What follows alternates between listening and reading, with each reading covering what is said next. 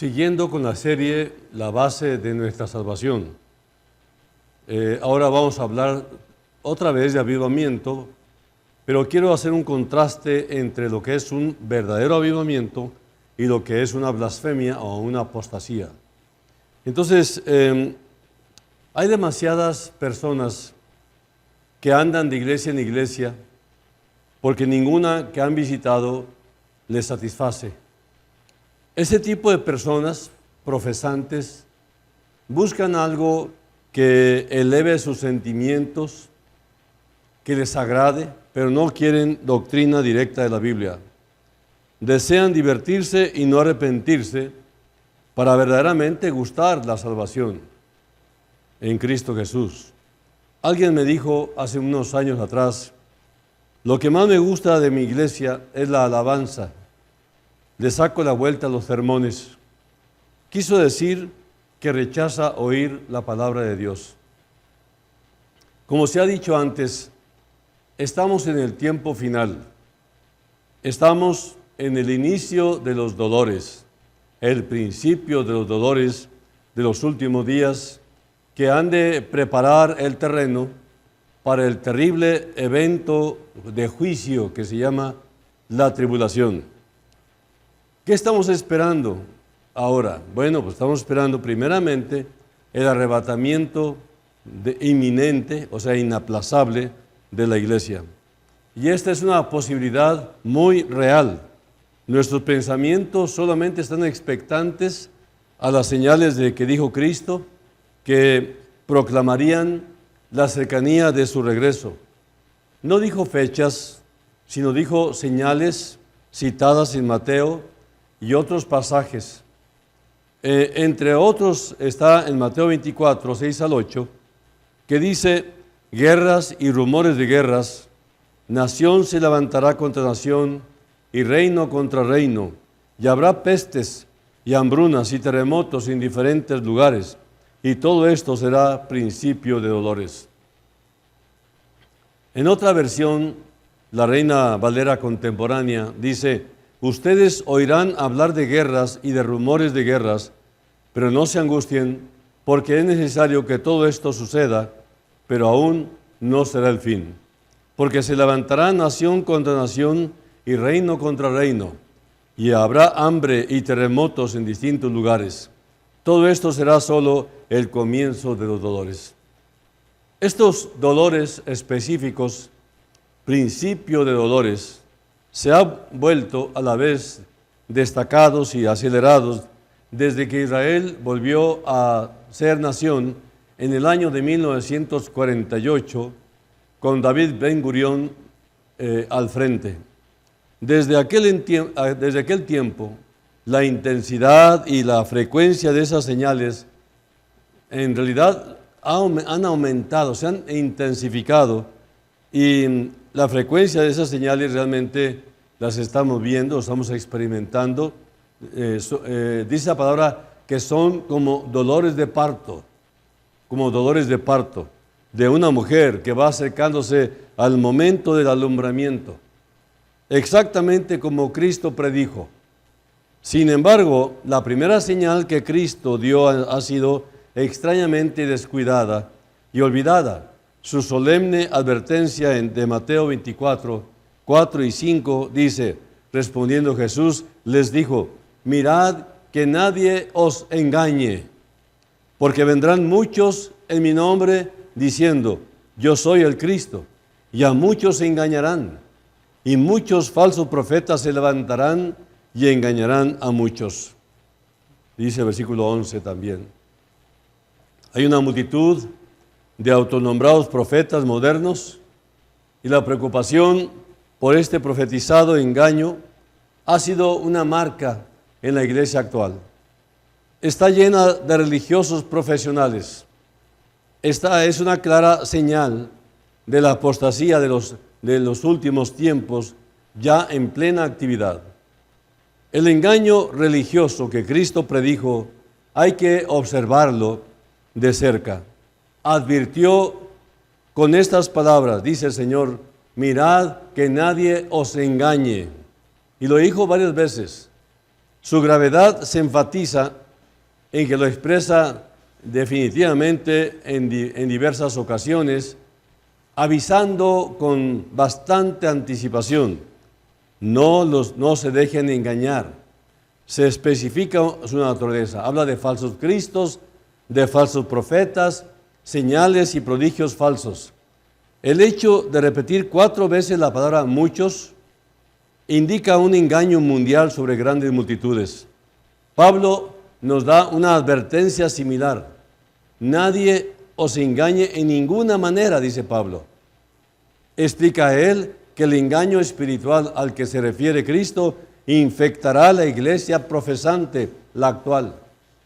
Esto resulta evidente de la palabra que emplea, apostasía o blasfemia, porque el día del Señor no vendrá sin que antes venga la apostasía, dice la palabra, y se manifieste el hombre de pecado, el anticristo, el hijo de perdición, según Tesalonicenses 2:3. Aunque un verdadero cristiano no puede cometer apostasía, o sea, ¿qué es apostasía? Bueno, es deserción, es renuncia. Un falso cristiano sí comete apostasía. ¿Apostasía de qué? Bueno, a la renuncia al cuerpo de la verdad bíblica, de la fe en Cristo, que él o ella hayan profesado sin haber experimentado nunca una realidad interior correspondiente de arrepentimiento y salvación. Pablo nos advierte para que no nos engañemos pensando que la apostasía no vendrá. Él dijo que ha de venir, que sí vendrá la apostasía primero. Una advertencia así solo puede significar que en los últimos días muchos rechazarán las enseñanzas bíblicas de que la apostasía es inevitable. Los falsos profetas a los que Cristo se refiere usarán sus señales y prodigios para apoyar su falsa enseñanza de lo que ya está en marcha. ¿Es un avivamiento o una apostasía? ¿Qué es? Hay que investigar bien qué dice la palabra de los acontecimientos actuales. Hay gentes que le llaman avivamiento, pero realmente es una apostasía. Es una falsedad de la doctrina correcta de la palabra de Dios. Por ello, Pablo nos advierte que no seamos engañados con alegatos acerca de un avivamiento. La apostasía ha de venir o Cristo no volverá. Me dijo entonces Jehová, dice Jeremías 14:14, falsamente profetizan los profetas en mi nombre. No los envié, ni les mandé, ni les hablé. Visión mentirosa, adivinación, vanidad y engaño de su corazón os profetizan. Esta realidad queda clarificada por otros pasajes de la Escritura. Las falsas señales y los falsos prodigios constituirán parte integrante de la apostasía. El apartamiento de la verdad ha encabezado por unos aparentes obradores de milagros, sanadores, como se hacen llamar a sí mismos, hacen campañas para sanidad divina, le llaman así también, y el milagro realmente es un engaño. El engaño se hará posible por un énfasis dominante de la experiencia por sobre la doctrina. Dice 2 Timoteo 4:3, porque vendrá tiempo cuando no sufrirán la sana doctrina. La sana doctrina no la aguantan, buscan mejor el placer emocional. Muchos me dirán en aquel día, dice Mateo 7, 22 y 23, muchos me dirán en aquel día, Señor, Señor, ¿no profetizamos en tu nombre y en tu nombre echamos fuera demonios y en tu nombre hicimos muchos milagros? Y entonces les declararé, nunca os conocí, apartados de mí, hacedores de maldad. Esos apóstatas a los que se refiere Cristo no pierden su salvación. ¿Y saben por qué no la pierden? Porque nunca la han tenido. No son salvos, definitivamente no son salvos. Nunca lo han sido.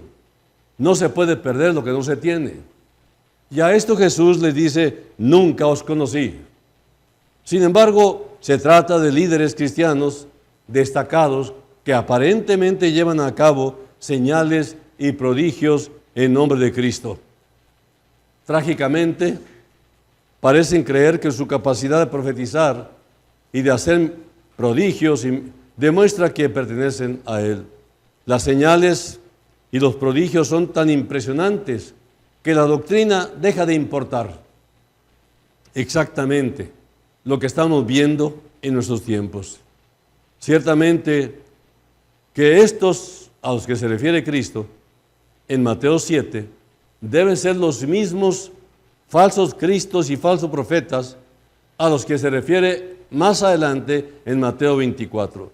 Además, las señales y los prodigios que pueden llevar a cabo son aparentemente tan impresionantes que sin discernimiento, sin examinación, recibido del Espíritu Santo, hasta los mismos escogidos quedarán engañados por los mismos.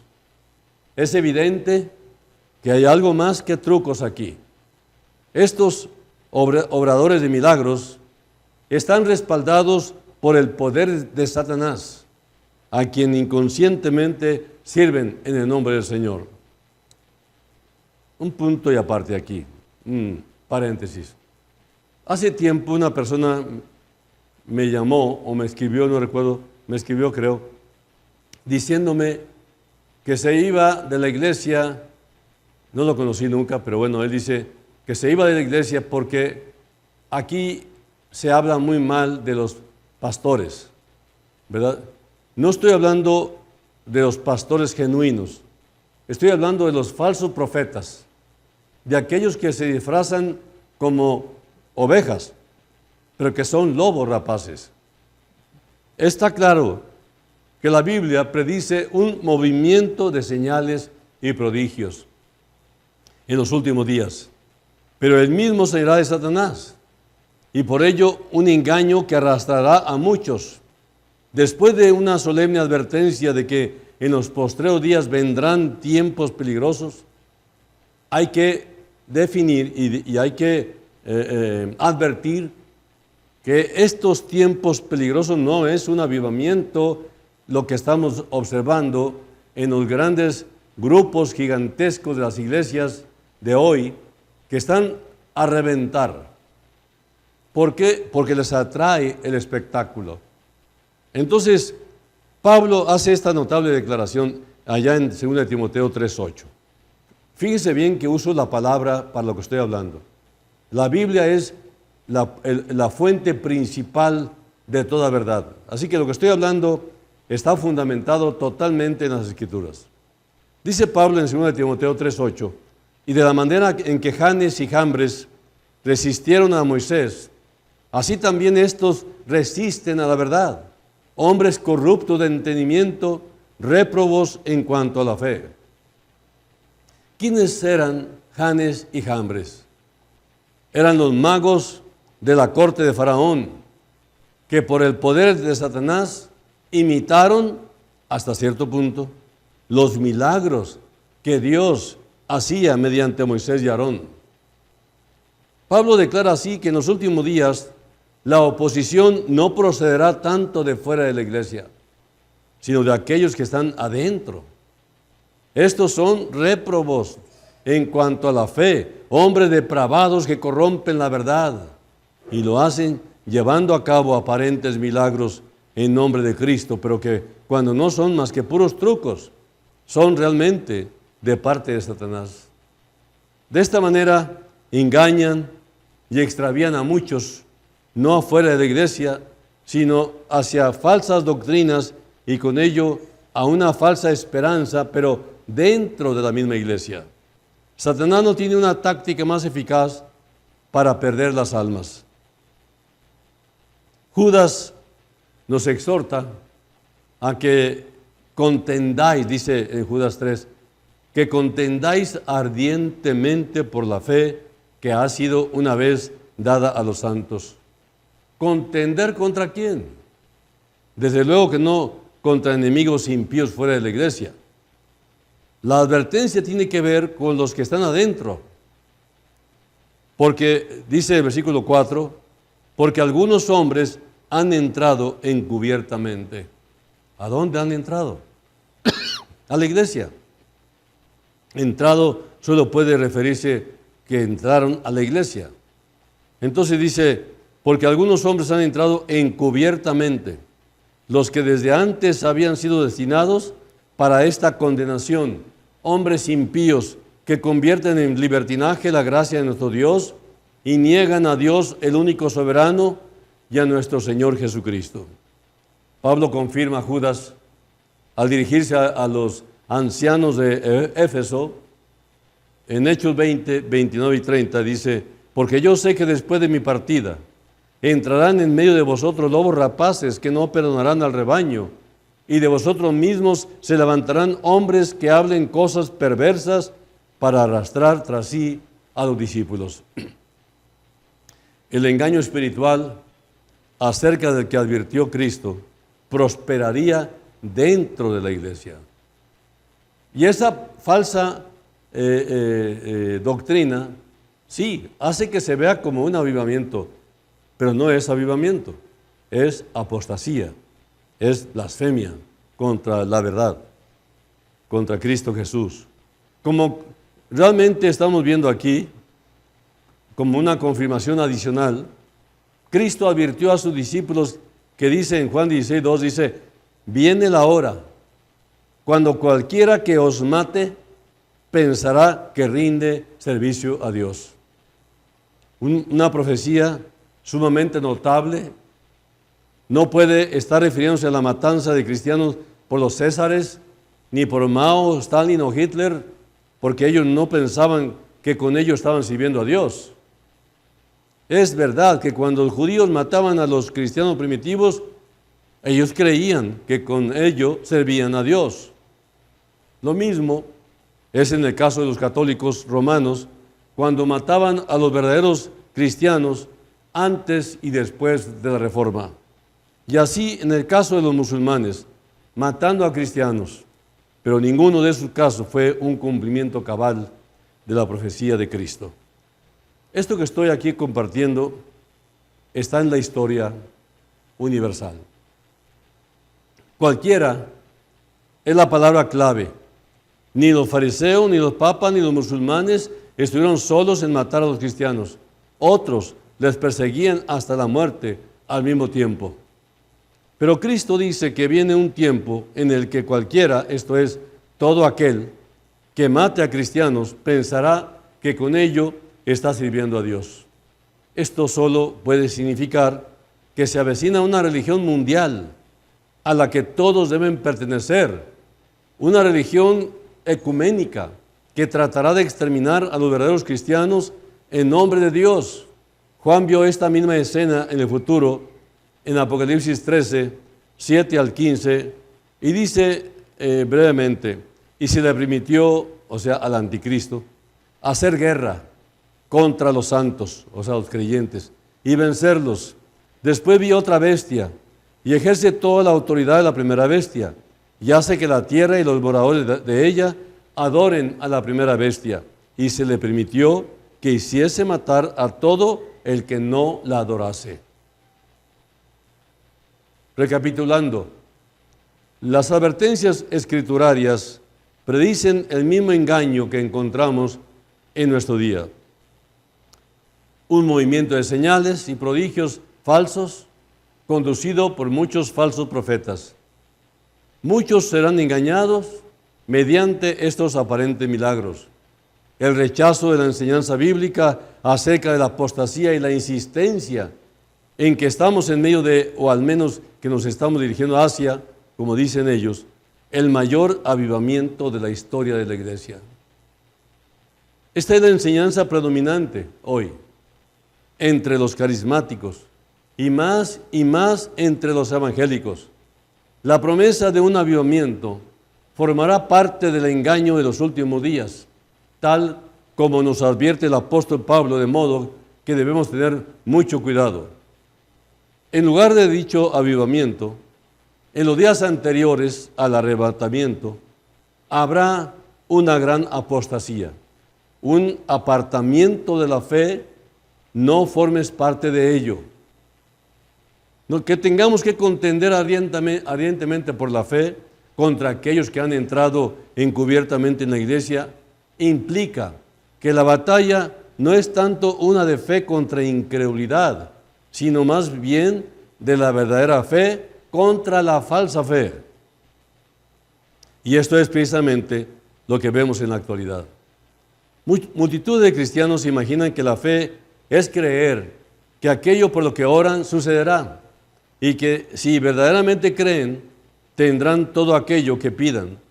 Evidentemente, si suceden cosas porque uno cree que van a suceder, entonces Dios no es necesario.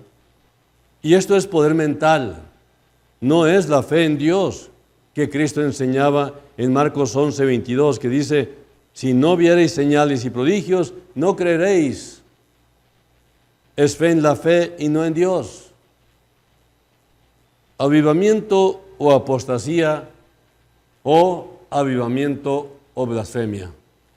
Muchos sufren una especie de sacudida al enterarse de que el sustantivo avivamiento no aparece una sola vez en toda la Biblia de Reina Valera. Solo aviva, como dice Habacuc 3:2, avívame, Salmo 119:37, y avivar, Oseas 7:4.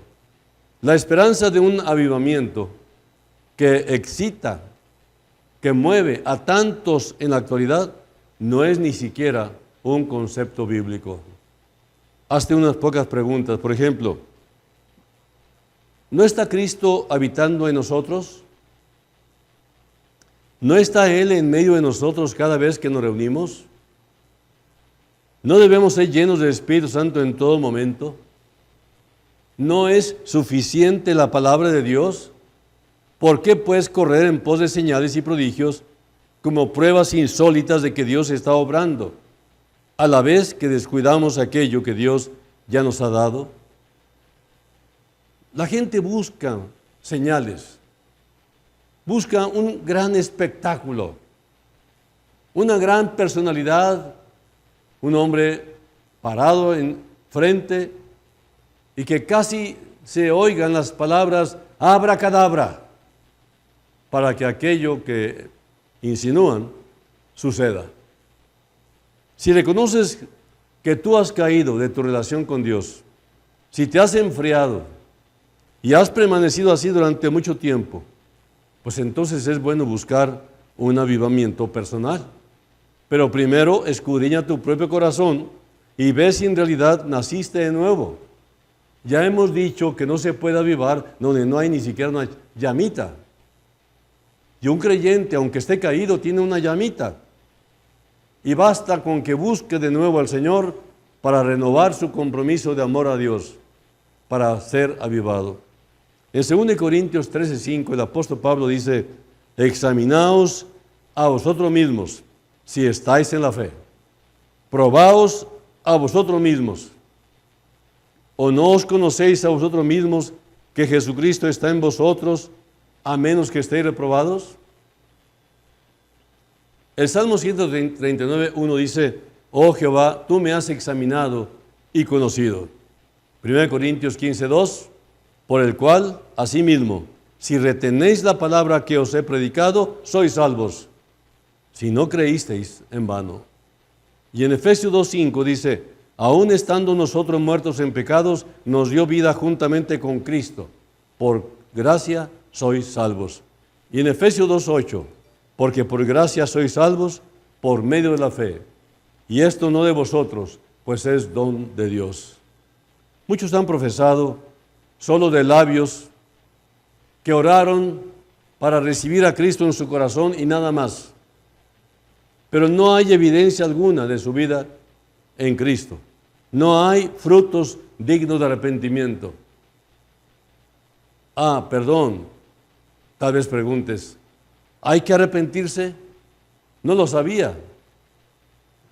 ¿Qué no basta con creer y orar? Fíjate que no.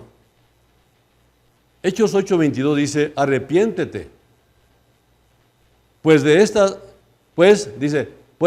esta maldad, tu maldad, y ruega a Dios, si quizá te sea perdonado el pensamiento de tu corazón. En Apocalipsis 2:5 dice, recuerda por tanto de dónde has caído y arrepiéntete y haz las primeras obras, pues si no, vendré pronto a ti y quitaré tu candelero de su lugar si no te hubieres arrepentido. Apocalipsis 2:16, por tanto arrepiéntete, pues si no, vendré a ti pronto y pelearé contra ellos con la espada de mi boca. Apocalipsis 3:3, acuérdate pues lo que has recibido y oído y guárdalo y arrepiéntete, pues si no velas, vendré sobre ti como ladrón y no sabrás a qué hora vendré sobre ti. Apocalipsis 3:19, yo reprendo y castigo a todos los que amo, sé pues celoso y arrepiéntete. Hechos 17:11, y estos eran más nobles que los que estaban en Tesalónica, pues recibieron la palabra con toda solicitud, escudriñando cada día las Escrituras para ver si estas cosas eran así. Como ustedes ven, es un cúmulo de versículos claves, con toda claridad. Tú no puedes ser salvo si no te arrepentiste de tu vida de pecado. No puede venir el pasado y formar parte del presente ahora en Cristo. No es posible. Así que de modo que si alguno está en Cristo, nueva criatura es. Las cosas viejas pasaron. He aquí, todo es hecho nuevo. ¿Por qué pasaron? Porque tú frenaste por la fe en Cristo. Porque tú te arrepentiste y viniste al Señor con un corazón humillado. Ya es hora de que los que profesan ser cristianos aprendan a discriminar mucho más de lo que hacen con respecto a la naturaleza y carácter de varios aspectos de la fe. Si fuera así, la iglesia no estaría llena de profetas falsos y sin provecho. Si fuéramos personas que viviéramos de acuerdo a lo que está escrito en la palabra, otra cosa fuera la iglesia de hoy. No permitiríamos a los falsos profetas. Es notorio que hay multitudes de personas que se consideran cristianas y que no lo son, a menos que la Biblia sea falsa. ¿Por qué hay tantos que se engañan? ¿Por qué hay tantos que tienen la idea de que se han arrepentido cuando todavía son pecadores impenitentes, persistentes? La causa está, sin duda, en la falta de instrucción que le permitiría discriminar los fundamentos de la fe en Cristo, y especialmente lo que es arrepentimiento verdadero y arrepentimiento falso. Para terminar, ¿qué es el verdadero arrepentimiento? Pues miren, simple y llanamente, es un cambio significativo de opinión respecto a la naturaleza del pecado. Y este cambio de opinión que ahora tienes va seguido de un cambio correspondiente a las impresiones respecto al pecado. Cuando este cambio de opinión contrasta con lo que opinabas antes respecto al pecado, es tal que produce en ti un cambio profundo de sentimiento. Esto significa que has experimentado el verdadero arrepentimiento. Lo que pienso o pensaba, lo he cambiado por lo que piensa Dios respecto a lo que es en verdad el pecado. Hay que tener la opinión correcta. La opinión adoptada ahora ha de ser una opinión semejante a la que Dios tiene respecto al pecado. Entonces mi opinión cambiará a convicción. La tristeza, según Dios, tal como Dios requiere, debe proceder de un punto de vista del pecado como el que tiene Dios. En primer lugar, tiene que haber un cambio de opinión respecto al pecado. Un cambio de opinión al que se ha arrepentido verdaderamente. El pecado le parece algo muy diferente que a aquel que no se ha arrepentido.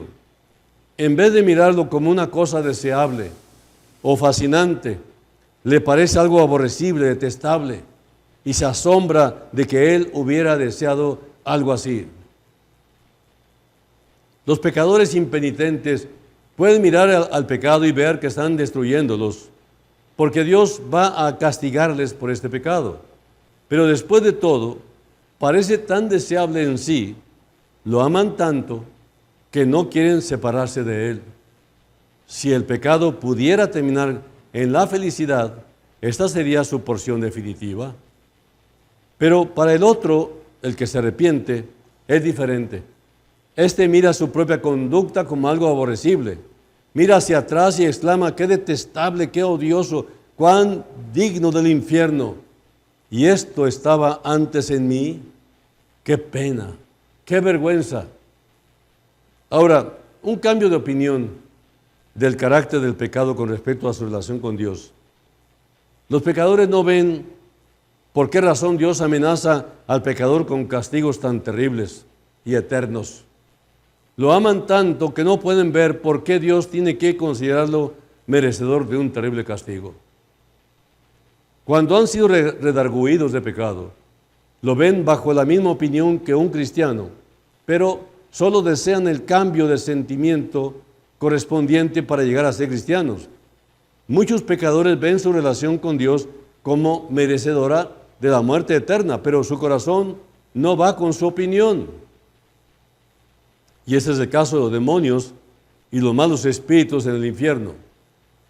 Nótese, sin embargo, que es necesario un cambio de opinión para el verdadero arrepentimiento, y siempre le antecede. El corazón nunca va a Dios con un verdadero arrepentimiento, a menos que haya un cambio previo de opinión. Puede haber un cambio de opinión sin arrepentimiento, pero no hay arrepentimiento genuino sin un cambio de opinión. Incluso podemos tener una opinión y nunca entrar a una genuina convicción. No es lo mismo opinión, o sea, juicio, que convicción, o sea, que estés convencido de que estás mal, que eres un pecador condenado. Así que un cambio de opinión con relación a las tendencias del pecado es también parte de la evidencia. Antes, el pecador piensa que es increíble que el pecado pueda ser merecedor por sí solo de un castigo eterno. Se les olvida o no saben que el pecado es contra el eterno Dios. Por lo tanto, el castigo debe ser eterno. Es posible que cambie de punto de vista en cuanto a esta opinión sin que se arrepienta. Pero es imposible que alguien se arrepienta verdaderamente sin un cambio de opinión, un verdadero arrepentimiento. El hombre ve el pecado en su tendencia como destructor para él y para los demás, para el alma y el cuerpo, para el tiempo y la eternidad, y discrepando de todo lo que es bueno y feliz en el universo. Ve que el pecado es apropiado en sus tendencias para causar daño a todo y causárselo a él mismo, y que no hay remedio para él mismo, excepto el abstenerse de modo universal a éste. El diablo lo sabe también, y es posible que lo sepan algunos pecadores que se hallan ahora en esta congregación.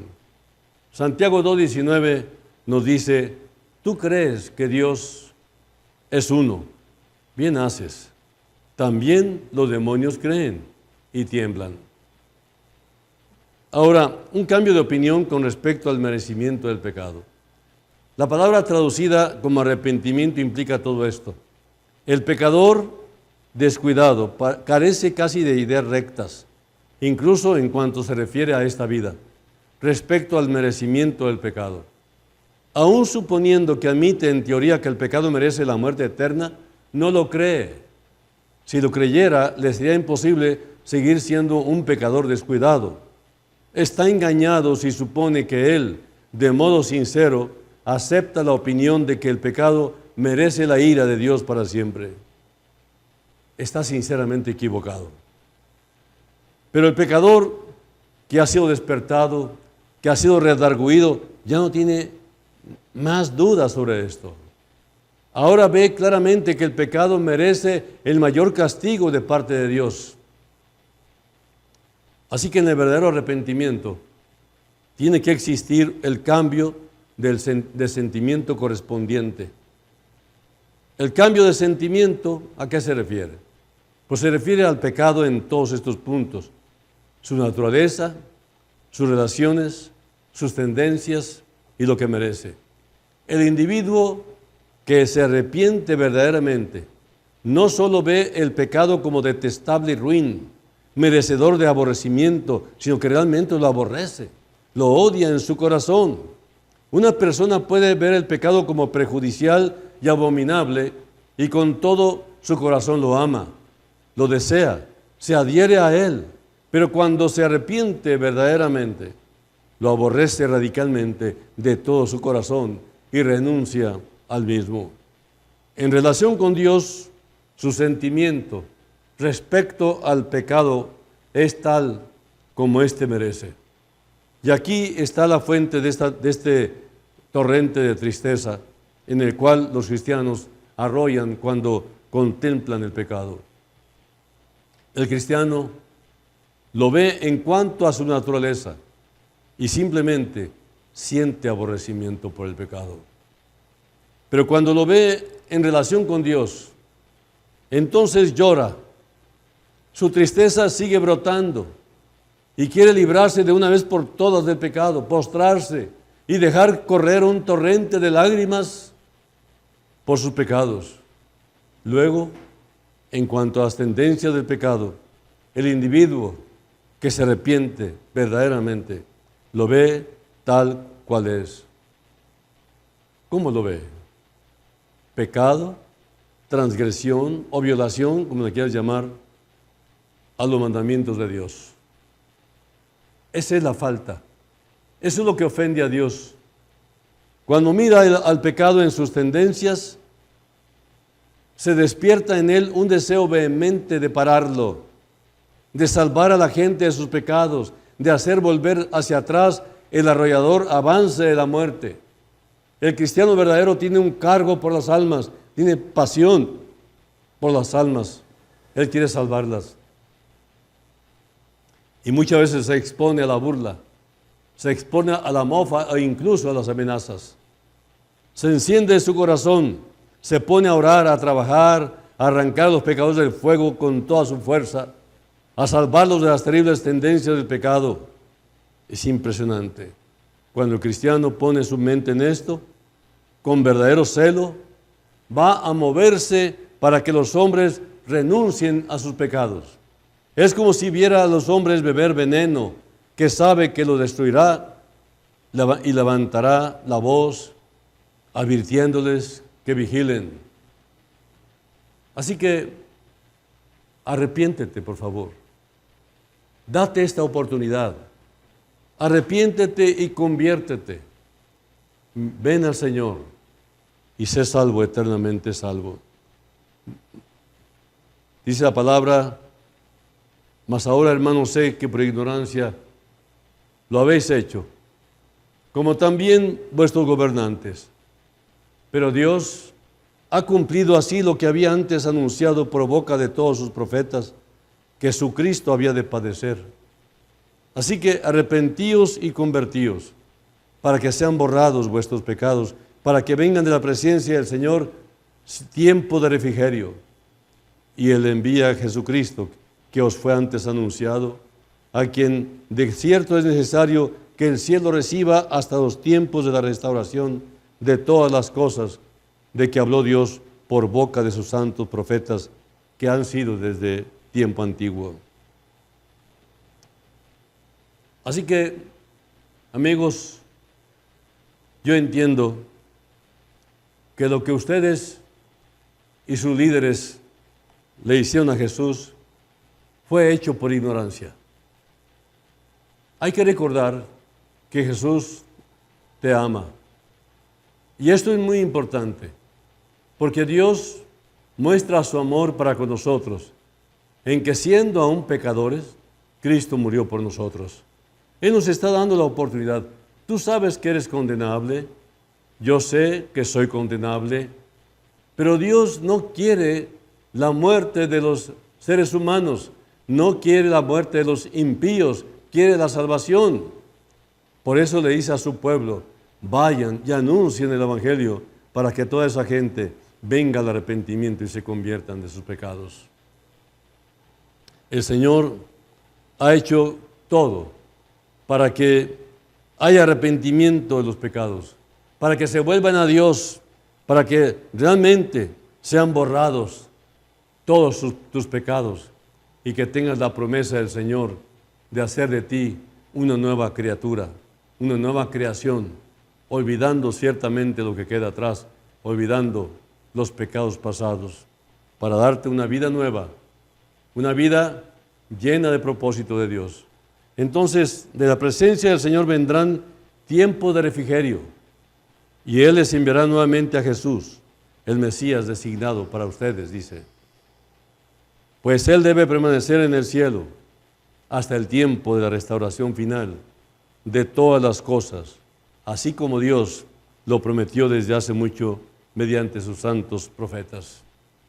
Una vez establecido Israel, allí en esa tierra de Palestina, en ese lugar que antiguamente se llamaba Canaán, la tierra prometida, ahora el plan profético de Dios para las edades se ha acelerado, porque Israel es el punto de referencia profético.